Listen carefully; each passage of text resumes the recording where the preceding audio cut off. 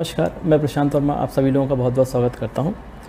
जैसा कि आपको पता है कि 10th क्लास के स्टूडेंट्स का इस बार जो बोर्ड का एग्ज़ाम है वो 2 टर्म्स में हो रहा है, जिसका जो फर्स्ट टर्म है अभी वो नवंबर 30 से स्टार्ट होने वाला है, जो कि MCQ यानी मल्टीपल चॉइस क्वेश्चन बेस्ड होगा। और इसका जो सेकेंड टर्म है वो कुछ मार्च अप्रैल के अराउंड कंडक्ट होने के चांसेस हैं। 10th क्लास के स्टूडेंट्स के लिए ये ईयर बहुत ज़्यादा मायने रखता है, क्योंकि ये ईयर क्वालिफाई करने के बाद 10th का एग्ज़ाम क्वालिफाई करने के बाद इनको अपनी स्ट्रीम्स का सिलेक्शन करना होता है। तो अभी जो है स्टूडेंट्स को पता होना चाहिए कि कौन सी स्ट्रीम में कौन से ऑप्शंस हैं, किस स्ट्रीम में हम जाते हैं तो हम किस प्रोफेशन में जा सकते हैं। तो आज का ये जो वीडियो है हम इसी चीज़ को ध्यान में रख के बना रहे हैं, ताकि हम 10th क्लास के स्टूडेंट्स को अभी से ही कुछ हेल्प कर सकें, ताकि फ्यूचर में जब उससे स्ट्रीम का सिलेक्शन करना हो तो उससे बहुत ज़्यादा कठिनाई नहीं हो। तो चलिए शुरुआत करते हैं। Guidance after class 10th। Do you know 6 out of every 10 students change their minds about career choices after completing their 12th? Do you know 51% of students are not confident in their career path when they enroll in college after class 12th? यानी बहुत से ऐसे students जो 12th complete करते हैं उसके बाद उनको कई बार ऐसा लगता है कि वो कॉन्फिडेंट नहीं है जो भी स्ट्रीम उन्होंने ऑप्ट की हुई है। तो स्ट्रीम का सिलेक्शन 10th क्लास के बाद इट्स वेरी क्रूशियल। आपको बहुत ध्यान से अपनी स्ट्रीम का सिलेक्शन करना है। अगर हमने उसमें ज़रा सी भी चूक की तो हमें बहुत ज़्यादा परेशानी होगी। तो सबसे पहले हम ये देखते हैं कि स्ट्रीम कौन कौन सी होती हैं और उसका सिलेक्शन किस तरीके से करना चाहिए। मेजरली 10th क्लास के स्टूडेंट्स को 3 स्ट्रीम्स होती हैं, जिसमें से किसी एक स्ट्रीम को ऑप्ट करना होता है। साइंस को आप ऐसे ले सकते हैं, साइंस में आपका फिज़िक्स केमिस्ट्री मैथ्स हो गया, या फिज़िक्स केमिस्ट्री बायो हो गया। कई स्टूडेंट्स ऐसे होते हैं जो मैथ्स एंड बायो दोनों लेते हैं। उसके अलावा नेक्स्ट स्ट्रीम इज़ कॉमर्स। उसके अलावा आर्ट्स भी एक स्ट्रीम होती है, यानी स्टूडेंट को इन 3 स्ट्रीम्स में से कोई एक स्ट्रीम को ऑप्ट करना होता है। अब हम ये देखते हैं कि 10th के बाद किस तरीके से स्ट्रीम का सिलेक्शन करना चाहिए। सबसे इम्पॉर्टेंट तो ये है कि there should be a proper research. Student 10th class जब बच्चा कर लेता है, उसके बाद जब 11th में स्ट्रीम लेने के लिए जा रहा है, whether he wants to go for science, he wants to go for commerce और आर्ट्स, उसको एक प्रॉपर रिसर्च करनी है। रिसर्च की हम बात करेंगे तो रिसर्च के लिए हमारे पास बहुत से ऐसे टूल्स अवेलेबल हैं।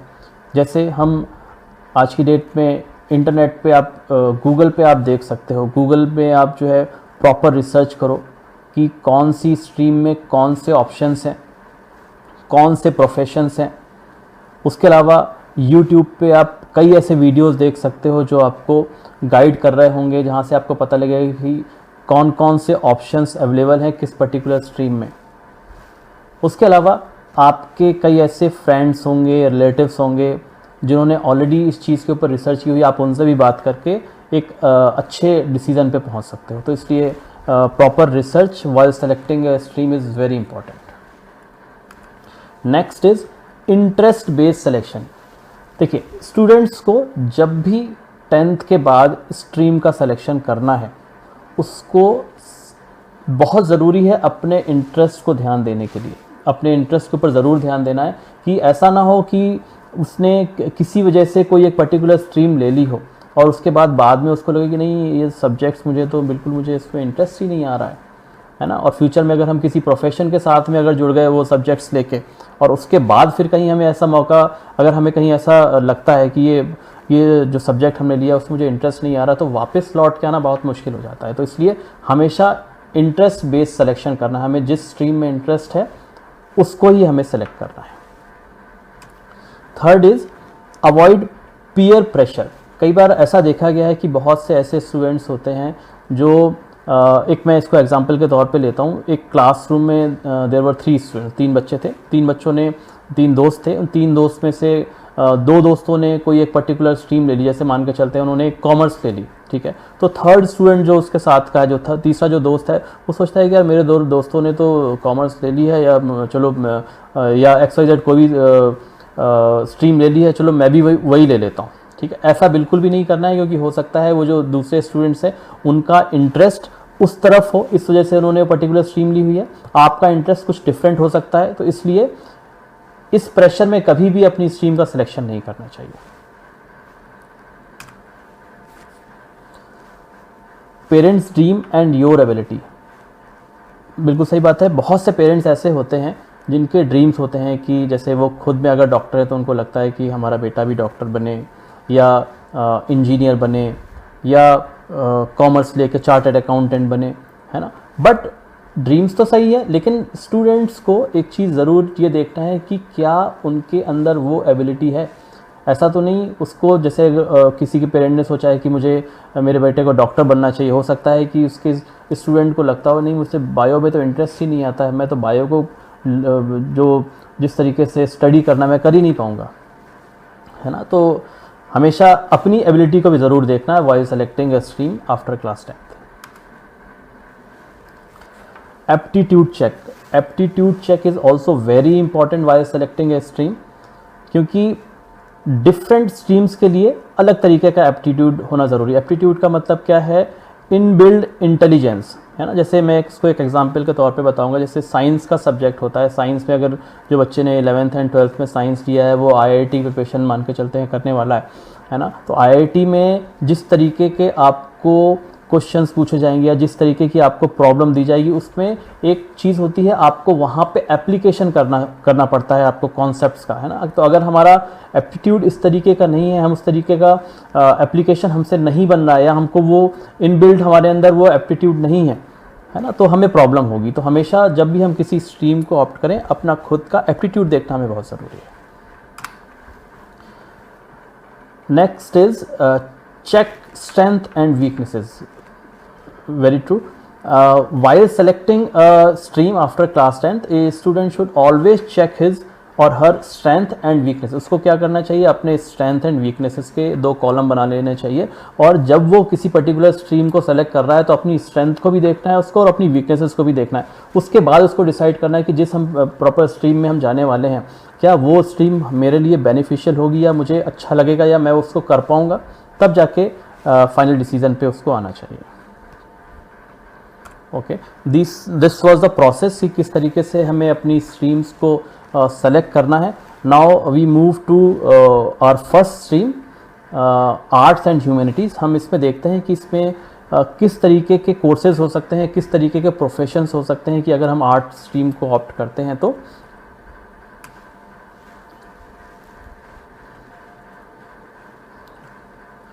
वो स्टूडेंट्स जिनको सोशल वर्क में इंटरेस्ट है, वो स्टूडेंट जो फ्यूचर में जाके अपना खुद का कोई NGO जैसा कुछ चलाना चाहते हैं, वो स्टूडेंट्स जो कई अच्छी MNCs में, गवर्नमेंट जॉब्स में, गवर्नमेंट ऑर्गेनाइजेशंस में या नॉन गवर्नमेंट ऑर्गेनाइजेशंस में काम करना चाहते हैं, जहाँ पे इनका रोल होता है एम्प्लॉयज़ एंड मैनेजमेंट के बीच में एक कड़ी का काम करते हैं। इस तरीके के स्टूडेंट्स, उनको लगता है कि अगर हमें कुछ इस तरीके का इंटरेस्ट है तो उनको master in social work is the best course. इसको करने के बाद आप जो है एक अच्छी गवर्नमेंट ऑर्गेनाइजेशन में या नॉन गवर्नमेंट ऑर्गेनाइजेशन में या कई MNCs में आप प्लेस हो सकते हो, आप खुद का NGO चला सकते हो, है ना। तो आप इस कोर्स को ऑप्ट करते हो। इसके लिए जो है आपको एलिजिबिलिटी ग्रेजुएट होना चाहिए। ये कोर्स जो है बैचलर लेवल पे भी होता है, जिसको हम बैचलर इन सोशल वर्क बोलते हैं, BSW। तो बैचलर के लिए आप 12th पास होना चाहिए, एंड आप अगर MSW में आप जा रहे हो तो आप ग्रेजुएट होना चाहिए। आप किसी अच्छी यूनिवर्सिटीज़ से, जैसे मुंबई यूनिवर्सिटी है, JMI है, ऐसे यूनिवर्सिटी से आप इस कोर्स को करते हो तो इसकी अच्छी वैल्यू होती है।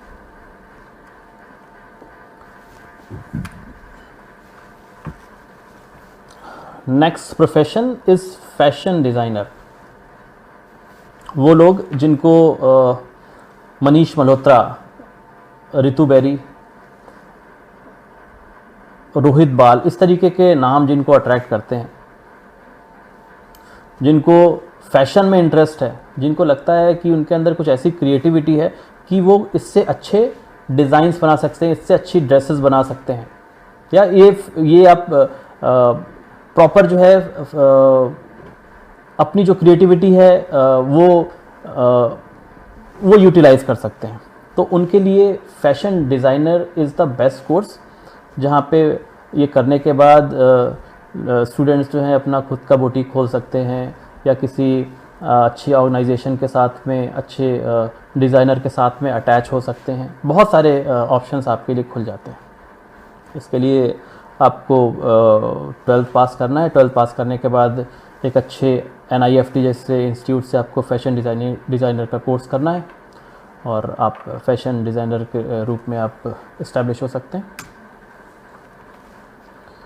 Next is interior designer.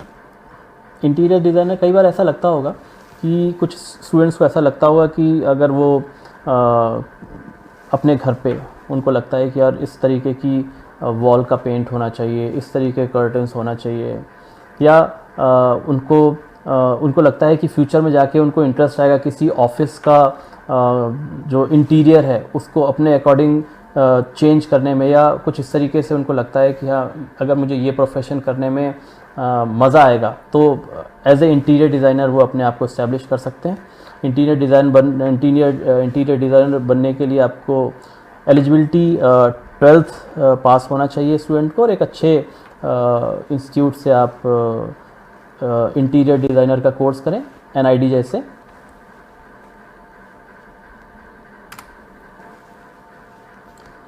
Next is IAS officer, Indian administrative service officer. वो लोग जिनको लगता है कि उनके अंदर लीडरशिप क्वालिटी है, वो लोग जो चाहते हैं कि मैं देश को सपोर्ट करूं, वो लोग जिनको लगता है कि वो अपने आप को एक ऐसी पोजीशन पे देखते हैं जहां पे वो लोगों को कंट्रोल कर रहे हैं, तो उनके लिए best is IAS officer. IAS officer बनने के लिए आपको ग्रेजुएट होना चाहिए। आप UPSC MPSC जैसे एग्ज़ाम को आपको क्वालिफाई करना है। आप वो क्वालिफाई करते हैं तो आप अपने आप को as a IAS officer establish कर सकते हैं। सर, आप में से कई स्टूडेंट्स ऐसे होंगे जिनको स्पोर्ट्स में बहुत इंटरेस्ट होता है।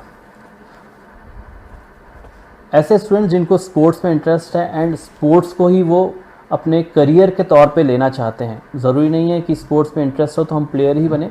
आपके पास में और भी ऑप्शंस होते हैं, जिस तरीके से आप हो सकता है स्पोर्ट्स टीचर बन सकते हैं, जिम ट्रेनर बन सकते हैं, तो आप जो है फिज़िकल एजुकेशन टीचर बन सकते हैं।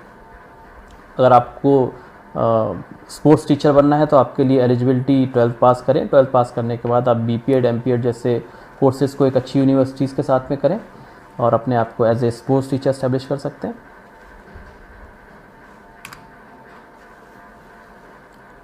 आप में से कई स्टूडेंट्स ऐसे होंगे जिनको पढ़ना बहुत अच्छा लगता होगा, उनको बुक्स का साथ बहुत अच्छा लगता होगा, तो ऐसे स्टूडेंट्स के लिए जो प्रोफाइल है दैट इज़ लाइब्रेरियन। आप लाइब्रेरियन का कोर्स कर सकते हैं। 12th पास करने के बाद आप किसी अच्छी यूनिवर्सिटी से लाइब्रेरियन कोर्स कर सकते हैं। ये सर्टिफिकेट लेवल पे होता है, डिप्लोमा लेवल पे भी होता है, डिग्री लेवल पे भी होता है ना। तो अपने आप को लाइब्रेरियन के तरीके से भी आप अपने आप को इस्टेब्लिश कर सकते हैं।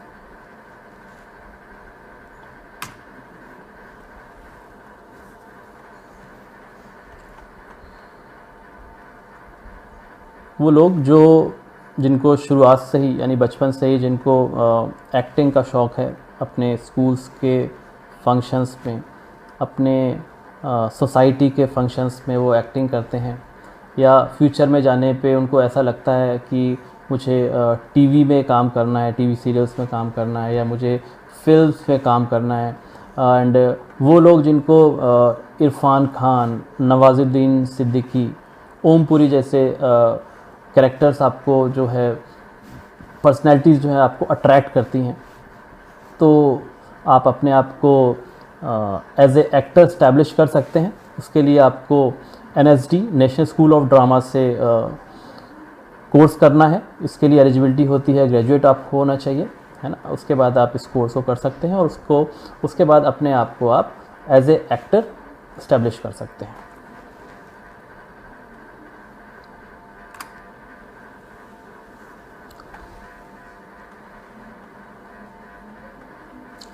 ऐसे स्टूडेंट्स जिनको घर के फंक्शंस में, स्कूल के फंक्शंस में चीज़ों को ऑर्गेनाइज़ करने में बहुत मज़ा आता है और उनको ऐसा लगता है कि अगर वो उसको अपना करियर बनाएंगे तो उनको काफ़ी इंटरेस्ट आएगा। आप अपने आप को इवेंट मैनेजर के तौर पे अपने आप को इस्टेब्लिश कर सकते हैं, जहाँ पे आप वेडिंग प्लानर हो गए, है ना, डिफरेंट जो शोज़ हो रहे होते हैं, फैशन शोज़ हो रहे हैं, उनकी उस पर्टिकुलर इवेंट को आप ऑर्गेनाइज़ करने वाले ऑर्गेनाइज़र हो सकते हैं, है ना। प्रॉपर्ली किस तरीके से मैनेज करना है, तो आप event manager as a event manager अपने आप को इस्टेब्लिश कर सकते हैं। इसके लिए आपको 12th पास होना चाहिए। उसके बाद एक अच्छे इंस्टीट्यूट से आपको, जैसे national institute of event management Jaipur, ऐसे इंस्टीट्यूट से आपको इवेंट मैनेजर का कोर्स करना है, इवेंट मैनेजमेंट का, और अपने आप को एज ए इवेंट मैनेजर आप इस्टेब्लिश कर सकते हो।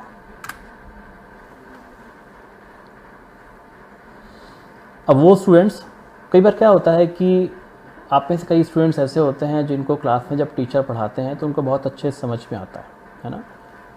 और आपके पास में कई स्टूडेंट्स और भी पढ़ने के लिए आते हैं, आप चीज़ों को और अच्छे से उनको एक्सप्लेन करके बताते हो, यानी जो आपसे जो स्टूडेंट्स पढ़ रहे हैं या जो चीज़ें डाउट्स पूछ रहे हैं, आपने उन लोगों को और अच्छे से क्लियर करके बताया, है ना। तो आपको भी इसमें इंटरेस्ट आ रहा है और जो स्टूडेंट्स हैं उनको भी बहुत अच्छे से क्लियरिटी हो रही है चीज़ों को। तो आपके अंदर जो इंटरेस्ट है वो टीचिंग का इंटरेस्ट है। आप चाहें तो अपने आप को एज ए टीचर भी इस्टेब्लिश कर सकते हैं, और जब आप अपने आप को एज ए टीचर इस्टेब्लिश करते हैं तो जो है आपको टीचर बनने के लिए आपको ग्रेजुएशन करना है। ग्रेजुएशन करने के बाद आप बीएड करना है। आपको बीएड करने के बाद एक एग्ज़ाम होता है TET, टीचर एलिजिबिलिटी टेस्ट, वो आपको क्वालिफाई करना है। देन आप अपने आप को एज ए टीचर इस्टेब्लिश कर सकते हो। उसके बाद आप गवर्नमेंट और नॉन गवर्नमेंट स्कूल में एज ए टीचर ज्वाइन कर सकते हो। कॉमर्स, वो स्टूडेंट्स जिनको profit and loss, income tax, service tax, GST, इस तरीके के टर्म्स अच्छे लगते हैं, और ये स्टूडेंट्स अपना फ्यूचर अकाउंटिंग में बनाना चाहते हैं, तो chartered accountant is the best profession.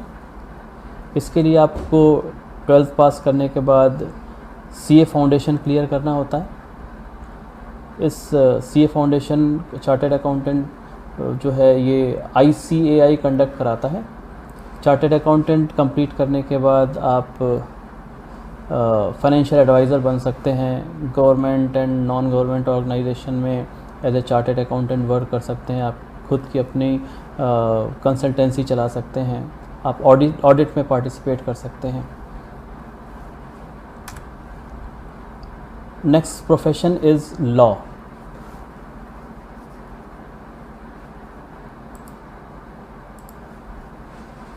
वो स्टूडेंट्स जिन्हें भारत के संविधान को जानने में इंटरेस्ट आता है, उनको लगता है कि वो अपने कानूनों को और अच्छे से जानना चाहते हैं, तो उनके लिए lawyer is the best profession.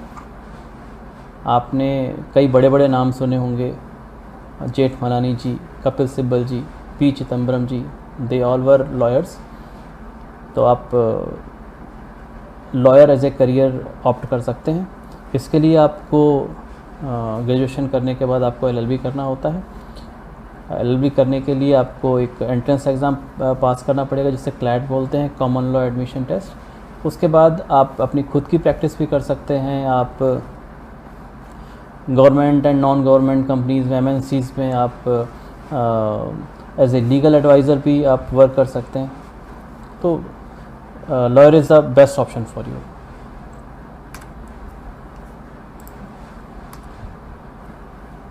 Next is business administration.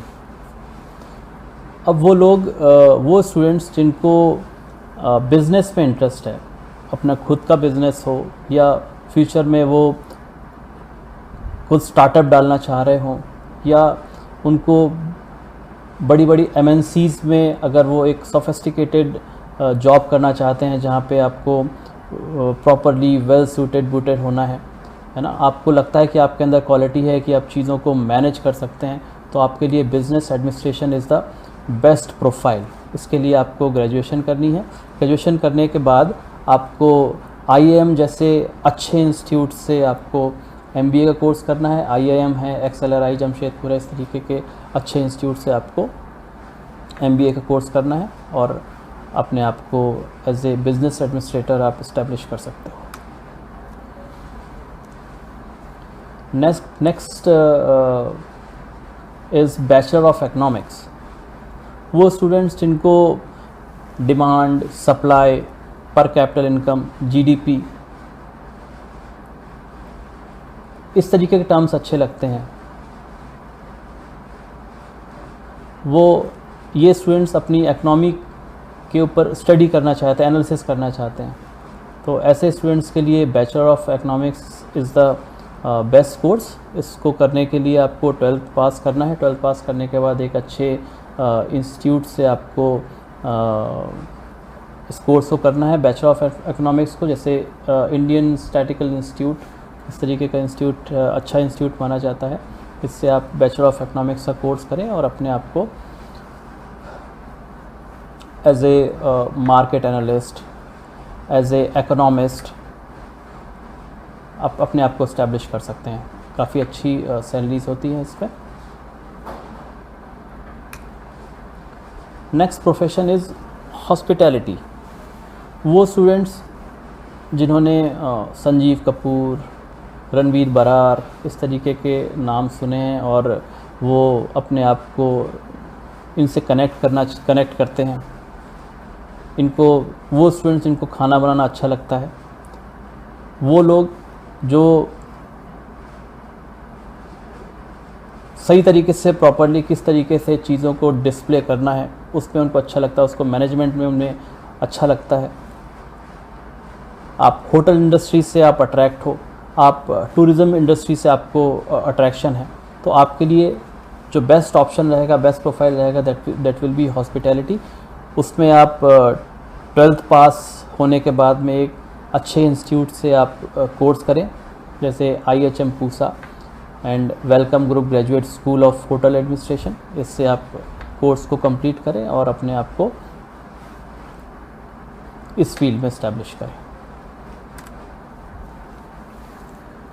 Next is journalism. बहुत से ऐसे स्टूडेंट्स होते हैं जिनको बचपन से ही एंकरिंग का शौक़ होता है। आप बहुत से ऐसे लोग होते हैं जो चाहते हैं कि वो भी जिस तरीके से न्यूज़ एंकर्स न्यूज़ प्रेजेंट कर रहे हैं वो भी प्रेजेंट करें। आपको रजत कपूर, आपको श्वेता सिंह, आपको करण थापड़ जैसे नाम अट्रैक्ट करते हैं, तो आपके लिए journalism is the best option. आप इसको एज ए करियर ले सकते हैं। आप 12th पास करने के बाद एक अच्छे कॉलेज से आप जर्नलिज़म का कोर्स करें, जैसे गर्ल्स के लिए लेडी श्री राम, दिल्ली से कॉलेज बहुत अच्छा कॉलेज माना जाता है। उसके अलावा Asian college of journalism Chennai अच्छा कॉलेज है, तो आप उससे जर्नलिज्म का कोर्स करें और एज ए जर्नलिस्ट आप अपने करियर को इस्टेब्लिश कर सकते हैं। आप में से कई स्टूडेंट्स ऐसे होंगे जो जब टीवी पे जब वो आप ऐड देखते हो तो आपको लगता है कि यार ये इसको थोड़ा सा और अच्छा बना सकते थे, या आपके अंदर कुछ इस तरीके की क्रिएटिविटी है कि आपको लगता है कि मैं भी इस तरीके की कुछ ऐड लिख सकता हूँ। तो इस तरीके का जो प्रोफाइल होता है उसे कॉपी राइटर बोलते हैं। आप कॉपी राइटर को एज ए प्रोफेशन भी ले सकते हैं। इसके लिए आपको ग्रेजुएट होना पड़ेगा। ग्रेजुएट होने के बाद आप एक अच्छे कॉलेज से आप ये कॉपी राइटर का कोर्स करें, जैसे लॉयला इंस्टीट्यूट ऑफ चेन्नई, इससे आप कॉपी राइटर कोर्स करते हैं एंड अपने आप को एज ए कॉपी राइटर आप इस्टेब्लिश कर सकते हैं।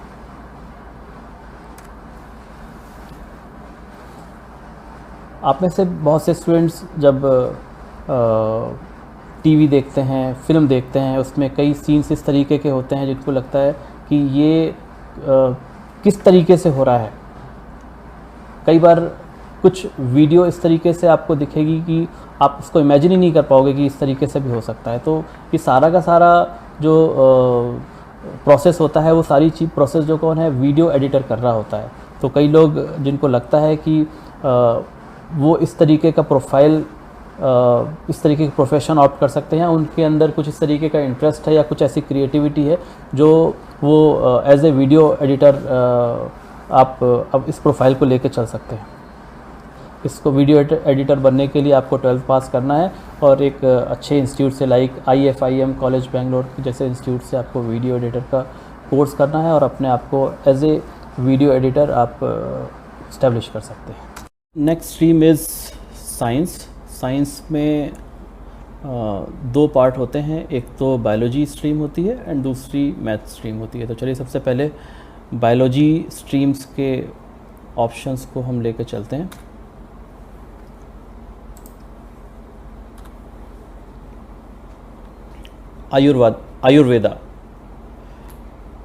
Ayurveda is a natural treatment जो कि 3000 साल पहले भारत में शुरू हुआ और आज आप देखोगे हर जगह पे, आप सब जगह पे जो लोग हैं नेचुरल चीज़ें ही मांग रहे हैं।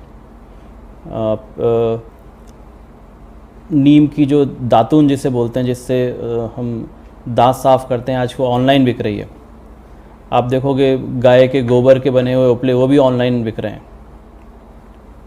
पतंजलि जैसी कंपनी जो कि अगर आप उसका टर्नओवर देखोगे, उसका टर्नओवर है 30,000 करोड़, है ना, जिसकी अगर आप प्रोडक्ट लाइन आप देखोगे जिसमें टूथपेस्ट से लेके आटा, दाल, मसाले, सब कुछ उसमें अवेलेबल है।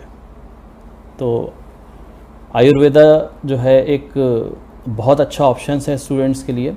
इसकी आप देखोगे इसका जो फ्यूचर, जो इसका स्कोप है वही बहुत शानदार है ना। तो आयुर्वेद से जो है हम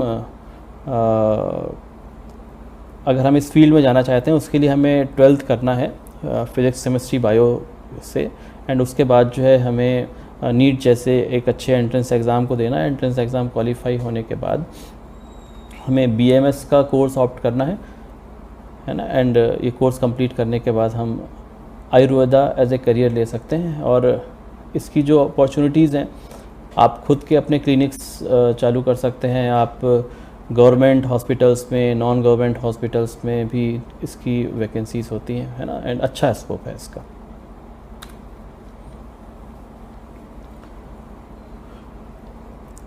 नेक्स्ट ऑप्शन इज़ कार्डियोलॉजिस्ट। आप कार्डियोलॉजिस्ट बन सकते हैं। आज आप देखोगे हार्ट डिजीज़ेज़ जो कि पहले 50 साल के बाद लोगों को देखने में आती थी, आज अर्ली एजेस में देखा जा रहा है। 25 साल, 30 साल, 35 साल। अभी आप एक रीसेंट केस अगर आपने अभी देखा हो, Siddharth Shukla, he was just 39 years of age, है ना, एंड वो आपका हार्ट अटैक से जो उसकी डेथ हुई है ना। तो आप कार्डियोलॉजिस्ट बन सकते हैं। कार्डियोलॉजिस्ट वो होता है जो हार्ट डिजीज़ का जो डॉक्टर होता है ना। एक अच्छा स्कोप है ना, और जिसे एक अच्छा रेप्यूटेड करियर है इसमें। और आपको कार्डियोलॉजिस्ट बनना है तो उसके लिए आपको फिज़िक्स, केमिस्ट्री, बायो के साथ में आपको 12th कंप्लीट करना है। उसके बाद नीट का एग्ज़ाम देना है। नीट का एग्ज़ाम क्वालिफाई करने के बाद एक अच्छे इंस्टीट्यूट से like AIIMS Delhi, Maulana Abul Kalam Azad medical college, इस तरीके से अच्छे कॉलेज से आपको MBBS करना है और कार्डियोलॉजिस्ट की पढ़ाई करके आप कार्डियोलॉजिस्ट बन सकते हो। इसके बाद जो है आप अपना खुद का हॉस्पिटल खोल सकते हो, खुद का क्लिनिक खोल सकते हो। उसके अलावा गवर्नमेंट, नॉन गवर्नमेंट हॉस्पिटल्स में जॉब्स होती हैं, बहुत वैकेंसीज होती हैं, एंड अच्छा जिसे आप बोलोगे सैलरी पैकेज होता है। डर्मेटोलॉजिस्ट। आज आप देखोगे, आप स्टूडेंट्स ने देखा होगा कि बहुत से ऐसे लोग जो हेयर ट्रांसप्लांट करा रहे हैं, जो अपनी मोल रिमूव करा रहे हैं, अपने चिन को थोड़ा शार्प करा रहे हैं, बहुत से इस तरीके से चीज़ें हो रही हैं। अपने स्किन कलर को फेयर करा रहे हैं ना, तो ये सारी की सारा जो जो चीज़ें आती हैं वो डर्माटोलॉजिस्ट के अंडर में आती हैं। तो इसका काफ़ी अच्छा स्कोप है इन दिनों। अगर आप डर्माटोलॉजिस्ट बनना चाहते हो तो आपको 12th पीसीबी से करने के बाद एमबीबीएस करना है, और एमबीबीएस करने के बाद एक अच्छे कॉलेज से आप डर्मेटोलॉजिस्ट की पढ़ाई करो। एम्स जैसे अच्छे कॉलेज से आप डर्मेटोलॉजिस्ट की पढ़ाई करते हो तो इसका खूब अच्छा स्कोप है, काफ़ी अच्छा स्कोप है इसका, है ना। उसके बाद आप खुद का क्लिनिक स्टार्ट कर सकते हो। गवर्नमेंट हॉस्पिटल्स में, नॉन गवर्नमेंट हॉस्पिटल्स में आपको बहुत अच्छे सैलरी पैकेज पे लेते हैं।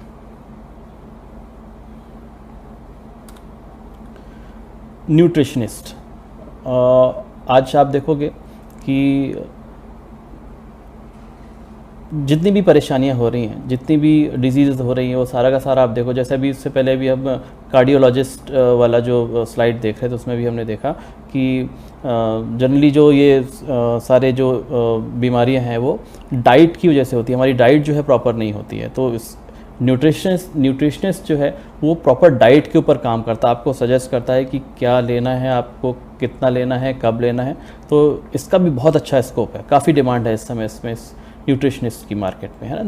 न्यूट्रिशनिस्ट बनने के लिए आपको एक 12th पास करने के बाद एक अच्छे इंस्टीट्यूट से, आप जैसे माउंट कार्मल इंस्टीट्यूट बैंगलोर, इस तरीके से आप वहाँ से न्यूट्रिशनिस्ट का कोर्स करें, एंड उसके बाद जो है आप न्यूट्रिशनिस्ट बन सकते हैं। आप हॉस्पिटल्स में अटैच हो सकते हैं, आप खुद का अपनी कंसल्टेंसी चला सकते हैं, आप डिफरेंट जिम्स हैं उनके साथ में आप अटैच हो सकते हो। तो बहुत स्कोप है इसका, न्यूट्रिशनिस्ट का।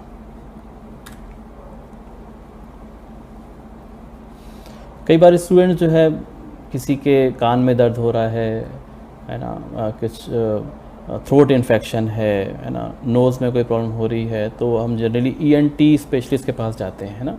तो एक अच्छा स्कोप है ईएनटी स्पेशलिस्ट का।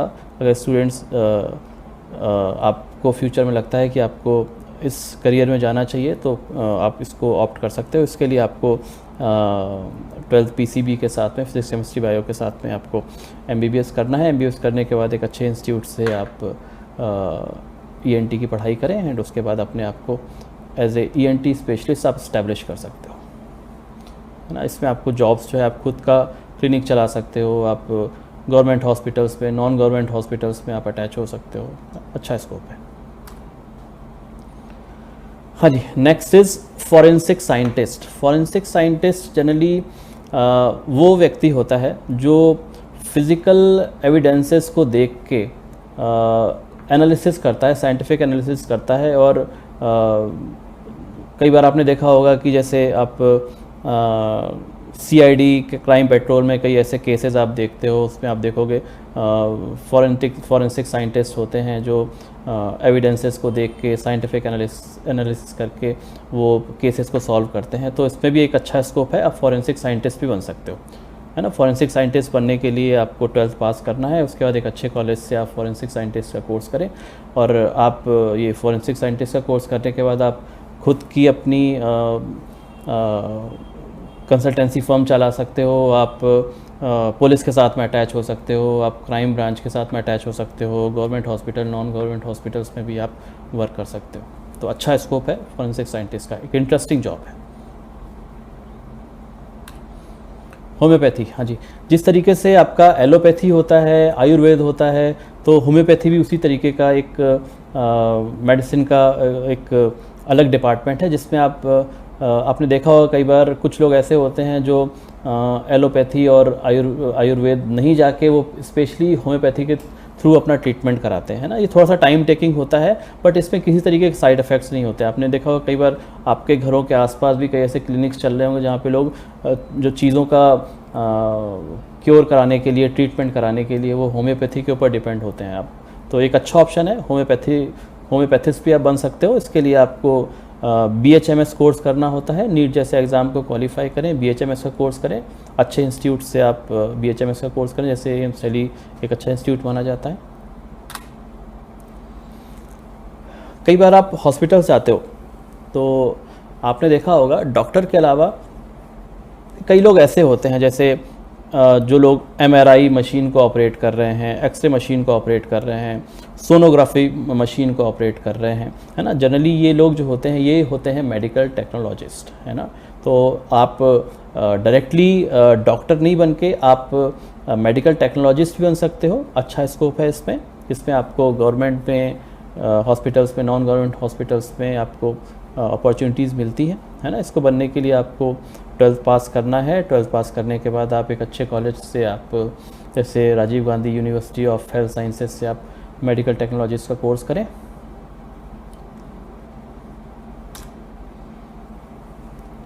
नेक्स्ट इज़ नर्स को आप सभी लोग जानते हैं, आप नर्सिंग को भी एज ए करियर के तौर पर ले सकते हैं, है ना। एक अच्छे कॉलेज से आप नर्सिंग का कोर्स करें। 12th में फिजिक्स केमिस्ट्री बायो लेके आपने पढ़ाई की हुई है तो आप किसी अच्छे इंस्टीट्यूट से आप नर्सिंग का कोर्स करके आप एज ए नर्स भी अपना करियर इस्टेब्लिश कर सकते हो। ऑप्थेल्मोलॉजिस्ट, है ना, ये आप आज की डेट में आप देखोगे हर अगला व्यक्ति, है ना, किसी ना किसी वजह से आँखों से परेशान हो रहा है ना, सबके चश्मे लग रहे हैं, है ना। तो अच्छा स्कोप है इसका। आप अगर आँखों के डॉक्टर बनना चाहते हैं तो आप उसको एज ए करियर आप ले सकते हो, है ना। आपको क्या करना है, MBBS करना है। 12th पास फिजिक्स केमिस्ट्री बायो से 12th पास कीजिए, किसी अच्छे कॉलेज से MBBS कीजिए और उसके बाद जो है ऑप्थेल्मोलॉजिस्ट का आप पढ़ाई कीजिए। जैसे अच्छे कॉलेज हैं, CMC वेल्लोर है, KMC मैंगलोर है ना, AIMS दिल्ली है, अच्छे कॉलेजेस हैं। आप यहाँ से ऑप्थेल्मोलॉजिस्ट की पढ़ाई करें और अपने करियर को इस्टेब्लिश करें। आप अपना खुद का करियर स्टार्ट कर सकते हैं, है ना, खुद का क्लिनिक स्टार्ट कर सकते हैं, खुद का आप गवर्नमेंट हॉस्पिटल्स में, नॉन गवर्नमेंट हॉस्पिटल्स में आप अटैच हो सकते हैं। फिजियोथेरेपिस्ट वो होता है जो किसी इंजरी को एक्सरसाइजेज एंड मसाज के थ्रू आपको वो क्योर करता है ना। तो आज इसका भी आप क्या बोलते हैं, काफ़ी अच्छा स्कोप है। हर लोकल जिम जो है अटैच है फिजियोथेरेपिस्ट के साथ में, है ना। उसके अलावा आप गवर्नमेंट हॉस्पिटल्स में, नॉन गवर्नमेंट हॉस्पिटल्स में वर्क कर सकते हो, अपना खुद का फिजियोथेरेपी सेंटर खोल सकते हो। अच्छा स्कोप है इसका, है ना। आप 12th PCB से करें, उसके बाद एक अच्छे इंस्टीट्यूट से आप फिजियोथेरेपिस्ट का कोर्स कर सकते हैं। एग्रीकल्चर साइंटिस्ट, वो लोग जिनको एग्रीकल्चर में इंटरेस्ट है या वो लोग जो ज़मीन से जुड़ा रहना चाहते हैं, है ना। इसमें एग्रीकल्चर साइंटिस्ट का काम ये होता है कि ये स्पेशलिस्ट होते हैं, ये एनालाइज करते हैं कि कौन सी किस तरीके से जो है अच्छे से अच्छा टेक्निक यूज़ की जाए जिससे क्रॉप का प्रोडक्शन बढ़े, है ना। तो वो लोग जो एग्रीकल्चर के साथ में जिनको लगता है कि वो अपने को देखते हैं कि भाई हाँ एग्रीकल्चर फील्ड में जाएंगे, तो उनके लिए agriculture scientist is the best option, जहाँ पे आपको 12th PCB से आप क्वालिफाई करें, एक अच्छे इंस्टीट्यूट से आप एग्रीकल्चर साइंटिस्ट का कोर्स करें और आप इसे एज ए करियर ले सकते हैं। जैसे कि अभी हमने साइंस से रिलेटेड साइंस का बायो पार्ट के हमने ऑप्शंस देखे। चलिए अब हम साइंस में ही जिन्होंने मैथ्स ली है उसके साथ में क्या क्या करियर ऑप्शंस हो सकते हैं, हम उनको देखते हैं।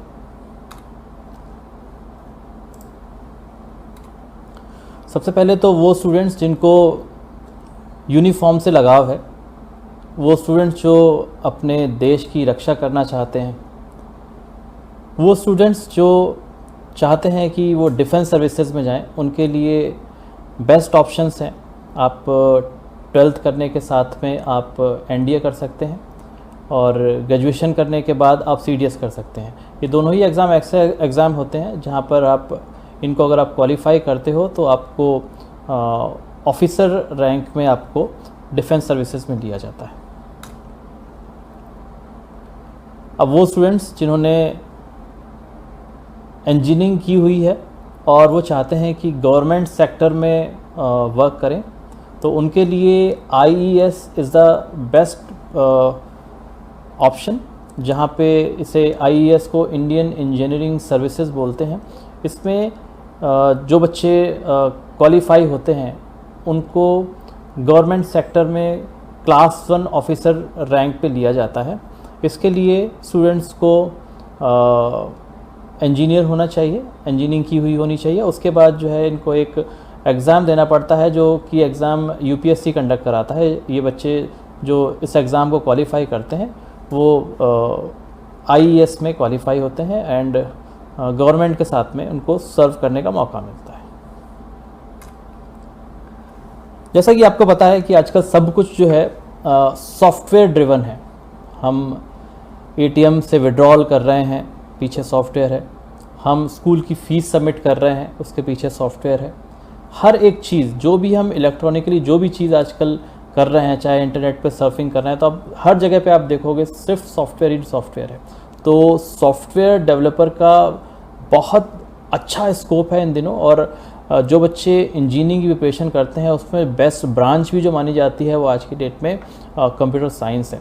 तो कंप्यूटर साइंस से जो बच्चे क्वालिफाई करते हैं उनके लिए बहुत अच्छी अच्छी एमएनसीज़ अपने यहाँ पे आपको रिक्रूट करती हैं, जैसे माइक्रोसॉफ्ट हो गया, आपको ओरेकल हो गया, आपको सैमसंग हो गया, गूगल हो गया। ये सारे के सारे जो अच्छे अच्छे एमएनसीज़ हैं ये सारे आपको अपने यहाँ पे अपॉइंट करते हैं और एक अच्छे पैकेज के साथ में, कई लाखों का पैकेज होता है इसमें, है ना। तो जो बच्चे सॉफ्टवेयर डेवलपर बनना चाहते हैं उनके लिए उनको 12th जो है फिज़िक्स केमिस्ट्री मैथ्स के साथ में 12th क्वालिफाई करना है। उसके बाद जेई मेंस जेई एडवांस का एग्ज़ाम देने के बाद उनको एक अच्छे कॉलेज से like IIT Bombay, NIT Trichy जैसे अच्छे इंजीनियरिंग कॉलेज से इंजीनियरिंग करनी है। कंप्यूटर साइंस लेके जो है इंजीनियरिंग को करें वो, और सॉफ्टवेयर डेवलपर प्रोफेशन को एज ए करियर ले सकते हैं।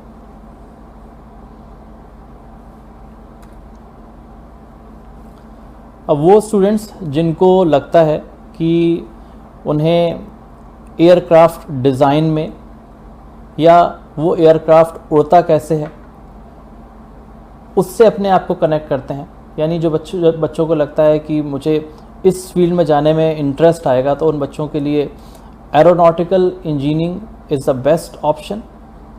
एरोनॉटिकल इंजीनियर बनने के लिए बच्चों को 12th फिज़िक्स केमिस्ट्री मैथ्स के साथ में करना है एंड जेई मेंस एडवांस दे के एंड एक अच्छे इंस्टीट्यूट से अपनी इंजीनियरिंग को कंप्लीट करना है लाइक आईआईटी कानपुर, और उसके बाद एज ए एरोनॉटिकल इंजीनियर अपना करियर आप बना सकते हैं, है ना। एक अच्छा पैकेज मिलता है, बहुत सी गवर्नमेंट नॉन गवर्नमेंट ऑर्गेनाइजेशंस हैं आपको अच्छे पैकेज पे हायर करती हैं, बहुत स्कोप है इसका। अब वो स्टूडेंट्स जिनको बड़ी बड़ी बिल्डिंग्स जो 100 फ्लोर्स, 100 फ्लोर्स, 200 फ्लोर, इस तरीके के जो बड़े बड़े इंफ्रास्ट्रक्चर देखने के बाद स्टूडेंट्स को लगता है कि अट्रैक्ट करती हैं बिल्डिंग्स उनको, है ना। या उनको ऐसा लगता है जो एक शानदार रोड्स हैं, जो बहुत अच्छे हाईवेज़ बने हुए हैं, जो बहुत अच्छे फ्लाईओवर्स बने हुए, स्टूडेंट्स जो हैं अपने आप को उससे कनेक्ट करते हैं। उनको लगता है कि अगर मैं भी कुछ इसी तरीके की बिल्डिंग्स हैं या हाईवेज़ है या रोड्स है, मैं भी कुछ इसमें पार्टिसिपेट कर सकूं, ऐसा अगर स्टूडेंट्स सोचते हैं तो उनके लिए, ऐसे स्टूडेंट्स के लिए जो बेस्ट ऑप्शन है दैट इज़ सिविल इंजीनियरिंग। और सिविल इंजीनियर बनने के लिए आपको अगेन 12th पीसीएम के साथ में करना है, फिजिक्स केमिस्ट्री मैथ्स के साथ में करना है, एंड उसके बाद जो है आपको एक अच्छे इंजीनियरिंग कॉलेज से after qualifying JEE mains and JEE advance you have to take admission in a good engineering college like IIT Bombay and IIT और एनआईटी त्रिची, और वहाँ से आपको सिविल इंजीनियरिंग कंप्लीट करनी है and you can start your career as a civil engineer. Okay, इसमें आपको बहुत सारी अच्छी अच्छी कंपनीज जो हैं आपको हायर करती हैं विद अ गुड पैकेज।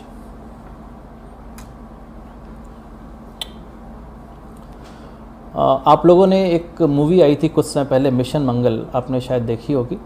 उसमें स्पेसक्राफ्ट को मार्स में भेजते हैं, तो जो स्टूडेंट्स अपने आप को स्पेसक्राफ्ट, एस्ट्रोनॉट्स, इस तरीके से इन चीज़ों से जो स्टूडेंट अपने आप को कनेक्ट करते हैं, या वो स्टूडेंट्स जिनको लगता है कि मैं स्पेसक्राफ्ट बनाऊं, उसको कंप्लीट उसको बनाना है, उसको डिज़ाइन करना है, उसको टेस्ट करना है, सारा का सारा काम एरोस्पेस इंजीनियरिंग में होता है। तो जो स्टूडेंट्स इस फील्ड में लगता है कि उनको इंटरेस्ट आएगा तो वो एरोस्पेस इंजीनियरिंग कर सकते हैं। एरोस्पेस इंजीनियर बनने के लिए एलिजिबिलिटी अगेन 12th PCM से किया होना चाहिए। उसके बाद you have to take admission in a good engineering college like IIT Bombay and IIT Trichy, and if after completing your engineering you can take aerospace engineer as your career and you'll get a good package. There are so many government organizations, private organizations, they will hire.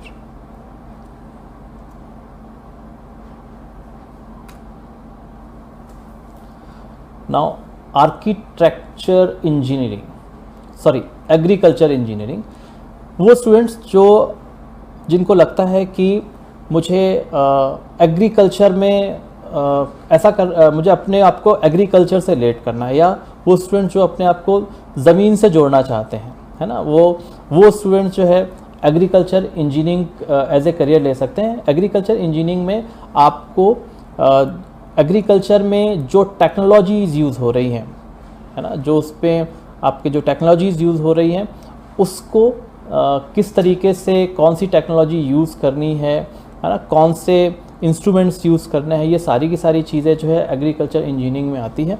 तो जो students agriculture engineering को as a career लेना चाहते हैं उनको 12th PCM के साथ में कंप्लीट करना है, एक अच्छे इंजीनियरिंग कॉलेज से एग्रीकल्चर इंजीनियरिंग की पढ़ाई करनी है। उसके बाद जो है ये स्टूडेंट्स एग्रीकल्चर इंजीनियर के तौर पर डिफरेंट कंपनीज़ में लग सकते हैं एंड एक अच्छे पैकेज के साथ में।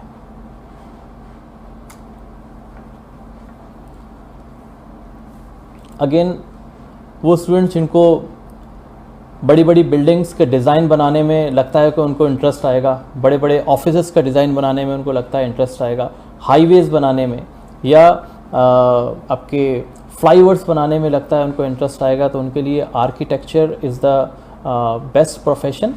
ऐसे स्टूडेंट्स के लिए इनको एज ए आर्किटेक्ट बनने के लिए आपको 12th फिजिक्स केमिस्ट्री मैथ्स के साथ में करना है। उसके बाद अच्छे इंजीनियरिंग कॉलेज से लाइक नाटा के थ्रू आप जो है आर्किटेक्चर कर सकते हैं। उसके अलावा IIT खड़गपुर जैसे अच्छे इंजीनियरिंग कॉलेज से भी आप आर्किटेक्चर की पढ़ाई कर सकते हैं। उसके बाद एज ए आर्किटेक्ट आप अपने प्रोफेशन को इस्टेब्लिश कर सकते हैं। एक अच्छा पैकेज मिलता है इसमें भी।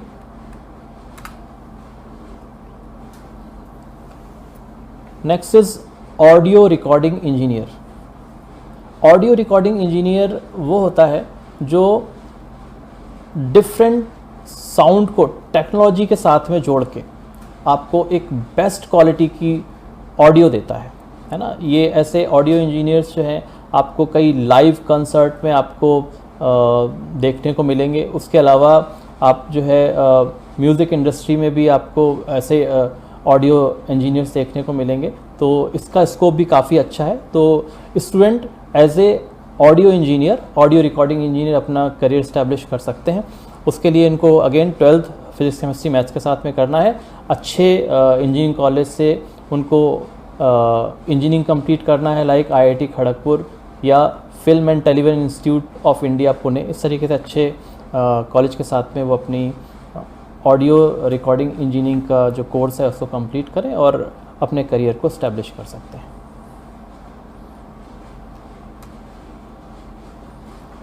Biomedical engineering. बायोमेडिकल इंजीनियरिंग जो है इंजीनियरिंग की वो ब्रांच है जो इंजीनियरिंग में रहते हुए मेडिकल के साथ में कनेक्ट करती है। बायोमेडिकल इंजीनियरिंग स्टूडेंट, जैसा आपको पता है आजकल हमारी जो मेडिकल फील्ड है वो बहुत एडवांस हो गई है।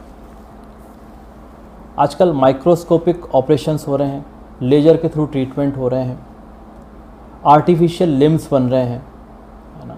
तो वो स्टूडेंट्स जो इंजीनियरिंग के साथ में मेडिकल को सपोर्ट करना चाहते हैं, यानी इंजीनियरिंग करते हुए वो मेडिकल लाइन को सपोर्ट करना चाहते हैं, उनके लिए biomedical engineering is the best option. Biomedical engineer बनने के लिए आपको 12th पास करना है। 12th पास करने के बाद एक अच्छे इंजीनियरिंग कॉलेज से आपको बायोमेडिकल इंजीनियर की प्रिपरेशन करना है, पढ़ाई करना है। इंस्टीट्यूट जैसे SRM है, मणिपाल है, इस तरीके के अच्छे कॉलेजेस हैं, आप वहाँ से बायोमेडिकल इंजीनियरिंग को कंप्लीट करें और एज ए बायोमेडिकल इंजीनियर अपने आप करियर को इस्टेब्लिश कर सकते हैं।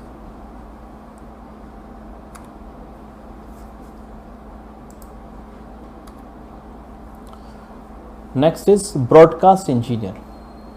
वो स्टूडेंट्स जिनको लगता है कि रेडियो एंड टेलीविज़न जो कि कम्प्लीटली ब्रॉडकास्ट के ऊपर डिपेंड करते हैं, यहाँ पे ब्रॉडकास्ट इंजीनियर का जो मेन वर्क होता है वो ये होता है कि सेंडर एंड से जो सिग्नल्स भेजे गए हैं वो रिसीवर इन पे प्रॉपरली रिसीव हों, क्लियरिटी के साथ में रिसीव हों। तो वो स्टूडेंट्स जिनको लगता है कि वो as a broadcast engineer work कर सकते हैं, उनको लगता है कि उनको इस प्रोफेशन में इंटरेस्ट आएगा, तो students as a broadcast engineer work कर सकते हैं और इसे एज ए प्रोफेशन ले सकते हैं। ब्रॉडकास्ट इंजीनियर बनने के लिए आपको अगेन 12th PCM के साथ में करना है, उसके बाद एक अच्छे इंजीनियरिंग कॉलेज से लाइक आपके broadcast engineer society Bangalore, Zee institute of media arts Mumbai, इस तरीके से अच्छे कॉलेज से आपको ब्रॉडकास्ट इंजीनियरिंग की पढ़ाई करनी है। उसके बाद आप as a broadcast engineer work कर सकते हैं। आपको बहुत सी कंपनीज जो है हायर करेंगी विद अ गुड पैकेज।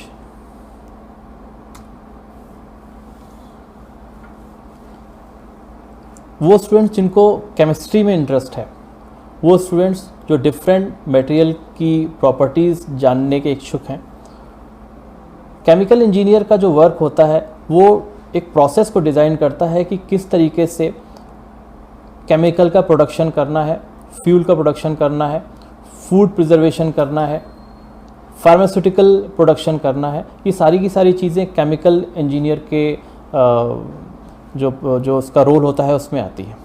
तो student as a chemical engineer अपना करियर इस्टेब्लिश कर सकते हैं। उसके लिए अगेन 12th करना है इनको अच्छे PCM के साथ में, उसके बाद एक अच्छे इंजीनियरिंग कॉलेज में एडमिशन लेना है।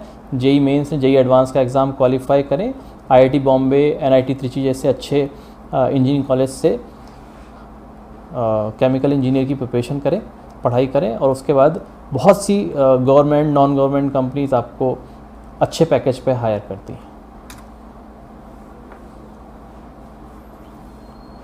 बचपन में कई बार ऐसा होता था कि घर की कोई चीज़ बिगड़ गई है, कोई इलेक्ट्रॉनिक चीज़ बिगड़ गई है, जैसे अपनी गाड़ी बिगड़ गई है या टीवी में कुछ प्रॉब्लम आ गई है, रेडियो में कुछ प्रॉब्लम आ गई है, तो हम कोशिश करते थे कि हाँ चलो उसको ठीक करने की कोशिश करते हैं।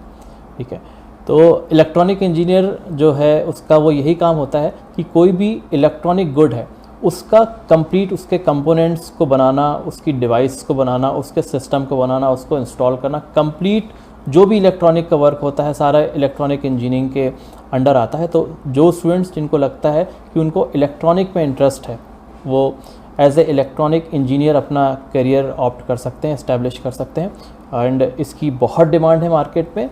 आपको इलेक्ट्रॉनिक इंजीनियर बनने के लिए 12th फिजिक्स केमिस्ट्री मैथ्स के साथ में करना है। उसके बाद एक अच्छे कॉलेज से आप इलेक्ट्रॉनिक इंजीनियरिंग की पढ़ाई करें, like IIT Bombay, NIT Trichy, JEE mains JEE advance को क्वालिफाई करने के बाद ऐसे कॉलेज में सिलेक्शन होता है।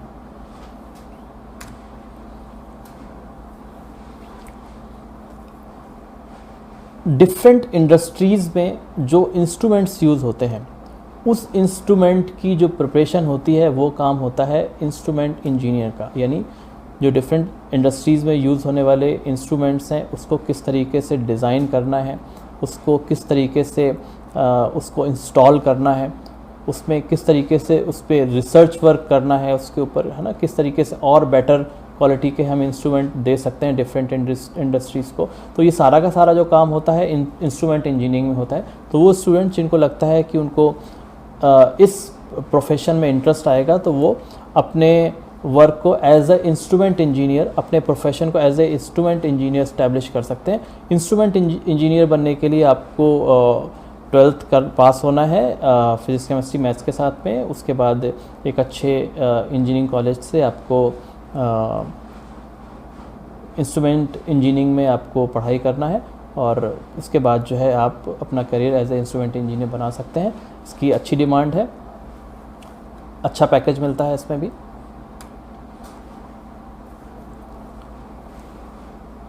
आप में से बहुत से ऐसे स्टूडेंट्स होंगे जिनको स्पोर्ट्स कार में इंटरेस्ट है।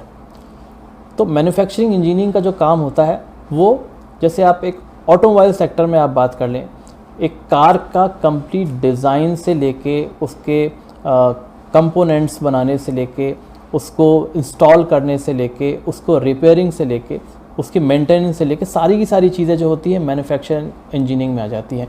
तो वो स्टूडेंट्स जिनको लगता है कि उनको इस काम में इंटरेस्ट आएगा तो वो अपने करियर को as a manufacture engineer establish कर सकते हैं। मैन्युफैक्चर इंजीनियर बनने के लिए आपको अगेन 12th पास करना है फिज़िक्स केमिस्ट्री मैथ्स के साथ में।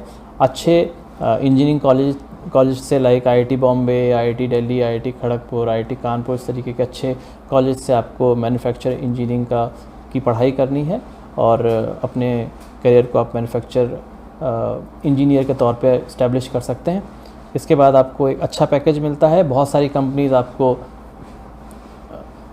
नेशनल लेवल की, इंटरनेशनल लेवल की आपकी बहुत सी कंपनीज़ आपको हायर करती हैं।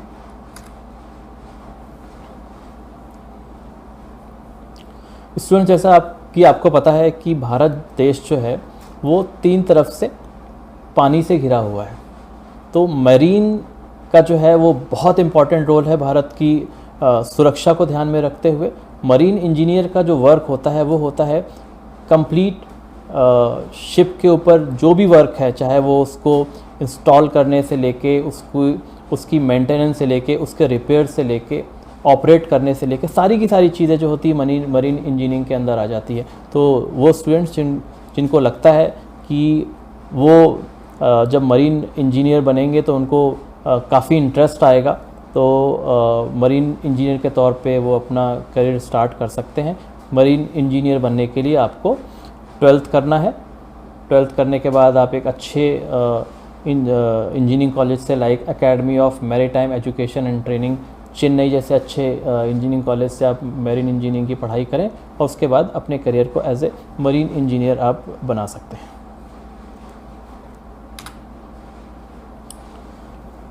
पेट्रोल इंजीनियर का जो वर्क होता है वो होता है कि किस तरीके से, किस प्रोसेस के थ्रू पेट्रोल को एक्सट्रैक्ट करना है, गैस को एक्सट्रैक्ट करना है जो समुद्र में है या ज़मीन के नीचे है। तो वो प्रोसेस जो होता है, डिज़ाइन कंप्लीट प्रोसेस जो बनाने का काम होता है वो पेट्रोल इंजीनियर का होता है। तो वो स्टूडेंट्स जिनको लगता है कि वो इस प्रोफेशन को लाइक करेंगे तो वो स्टूडेंट्स पेट्रोलियम इंजीनियर के तौर पे अपना करियर इस्टेब्लिश कर सकते हैं। इनको बहुत अच्छी अच्छी कंपनीज़ लाइक रिलायंस है, अडानी गैस है, इस तरीके की कंपनीज़ आपको बहुत आसानी से ले लेती हैं and with a good package. तो पेट्रोलियम इंजीनियर बनने के लिए आपको 12th करना है PCM के साथ में। उसके बाद एक अच्छे इंजीनियरिंग कॉलेज से आपको पेट्रोलियम इंजीनियरिंग की प्रिपरेशन करनी, पढ़ाई करनी है वहाँ पे, और उसके बाद एज ए पेट्रोलियम इंजीनियर अपना करियर आप इस्टेब्लिश कर सकते हैं। आज जो है हमने डिफरेंट स्ट्रीम्स में कौन कौन से करियर ऑप्शंस अवेलेबल होते हैं उसके बारे में जाना। अच्छा, एक चीज़ मैं आपसे और बोलना चाहूँगा कि आपने जो पूरी स्लाइड्स अभी आपने देखी, इन स्लाइड्स पे एक जगह एक टर्म आपने देखा होगा OTA, है ना। दैट OTA का मतलब है ओपन टू ऑल, और वो सारे करियर ऑप्शंस साइंस में भी अवेलेबल हैं जहाँ जहाँ पे स्लाइड्स में OTA मेंशन है, ठीक है। तो स्टूडेंट्स, आपको फ्यूचर में किसी भी तरीके की कोई करियर से रिलेटेड आपको अगर बात करनी है तो मैं आपको अपना नंबर मेंशन कर रहा हूँ, आप मुझे व्हाट्सएप करें और करियर ऑप्शंस के बारे में हम डिस्कस कर सकते हैं और मैं कोशिश करूँगा मैं आपकी हेल्प कर सकूँ। तो आज के इस वीडियो में जो मैंने आपको डिफरेंट स्ट्रीम्स के ऑप्शंस बताए हैं, आर्ट्स हो गया, कॉमर्स हो गया, बायोलॉजी हो गई, मैथ्स हो गई, तो ये सारे ऑप्शंस को देख के आपको जहाँ पे लगता है कि आपका इंटरेस्ट है, आप उस स्ट्रीम को आप ऑप्ट कर सकते हो, है ना। तो इसी तरीके के और अच्छे वीडियोस लेके मैं आपके पास में आऊँगा आगे। तो अब मैं आपसे इजाज़त चाहूँगा। Thank you so much.